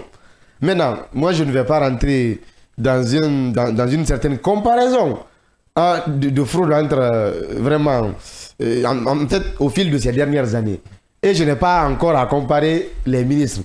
Tout ce que je sais... C'est le taux de fraude que je vous demande. Non, c'est que je ça vous va dis. crescendo ou ça c'est du ministre? Non, ça va crescendo bien entendu. Ça va crescendo bien entendu. Et ce qui est encore, très difficile à consommer, c'est que d'année en année, il y a encore de l'ingéniosité dans les méthodes de fraude. Et nous avons un ministère qui recule et les fraudeurs qui avancent, bien entendu. Bien, ce qui est déjà compris, on va aller avec quelques réactions d'auditeurs et de téléspectateurs. Avant de boucler cette émission, salut ma radio, moi je vous écoute depuis Bessia. Ousmane Bofa, merci pour cette fidélité. Mamadou Kourouma de Matam, ce que vous devez savoir, c'est que la fermeture de ces médias a été précédée par d'autres mesures qui visaient à les axifier, notamment le retrait de bouquet canal, le brouillage des ondes. Donc dans nos analyses, nous devons et tenir compte. Bonjour ma radio, c'est Bala Mansari depuis Afia. J'adore bien votre émission puisque ça relate les faits. Ce qui reste clair avec ce gouvernement, c'est vraiment de la misère, écrit-il. Bonjour, c'est Sadou de Koya. Si le CNT s'implique, le processus va durer longtemps. C'est le président qui doit recevoir les patrons de la presse pour régler ce problème. Bonjour les journalistes de développement. J'écoute avec satisfaction votre émission, Monsieur Sampou depuis Koba. Merci de nous écouter du côté de Koba. Bonjour les professionnels. C'est important de réglementer les partis politiques, mais dans les règles de l'art, notre pays regorge trop de partis politiques, c'est inacceptable. C'est le véridique de Petit Simbaya, 100% catalan, qui nous écrit ce message. Bonjour à vous, mais je suis vraiment choqué contre... Non, on va pas... Des propos, ne vous attaquez pas aux personnes, c'est très important. Bonjour Kavi, Monsieur Camara, quoi que le CNRD fasse, le FDG va occuper le palais présidentiel en Guinée, parce que toutes les évaluations et réévaluations, c'est pour empêcher celui d'accéder au pouvoir. Donc ceux qui s'inscrivent dans ce sens sont en train de prêcher dans le désert. Keita Korfo depuis Kiroti. Bonjour à toute l'équipe du jour et à tous vos auditeurs. Cette évaluation des partis politiques est une fuite en avant. Les partis politiques sont à l'image des anciens. Les meilleurs juges de l'enseignant, ce sont les élèves. Donc les meilleurs juges d'un parti politique, ce sont les électeurs. Mamadou Jean Gadigo depuis Koloma qui nous laisse cette réaction. Et cette dernière réaction, c'est quand les élèves copient avec le WhatsApp, ils vont obtenir le diplôme tête vide. Ce qui est grave, c'est Mohamed Gulde de Diallo depuis je ne sais quel quartier puisqu'il n'a pas précisé. En tout cas, merci pour vos différents messages. Monsieur Ibrahima Kamara, merci également à vous pour tous ces détails et surtout pour ce combat que je qualifierais de noble. Merci vraiment. Cabinet Keita. Cabinet, pardon. Je dis monsieur Kamara. Merci Cabinet Keita, pardon. Merci beaucoup, monsieur Abdallah. Merci vraiment. Ce que nous souhaitons, c'est que nous mettions fin à la corruption dans l'éducation en Guinée. Sinon, franchement, on ne peut pas accéder au développement que nous souhaitons pour notre pays, d'autant plus que l'école devrait être le creuset, n'est-ce pas, où les consciences se forgent, bien entendu, mais il faut que les autorités se bougent pour pouvoir lutter contre ces fléaux-là. Bien, merci vraiment monsieur Keita d'être passé. Je rappelle que vous êtes le président de la commission d'observation indépendante des examens nationaux, ICON en abrégé. Merci Yaya Diallo. Merci Abdallah. Merci Fodé Bangali Dansoko. Merci. Merci Ba Mohamed le PM. Abdallah Kamara, c'était un plaisir. Ba Mohamed qu'on doit retrouver tout à l'heure pour le bulletin ou c'est le flash? C'est le flash. Le flash de 10h35. Merci à toutes les équipes techniques du jour, aux auditeurs et téléspectateurs. On se reprend demain, même fréquence, avec la même énergie pour d'autres sujets d'actualité sur le seul et unique média de développement en République de Guinée.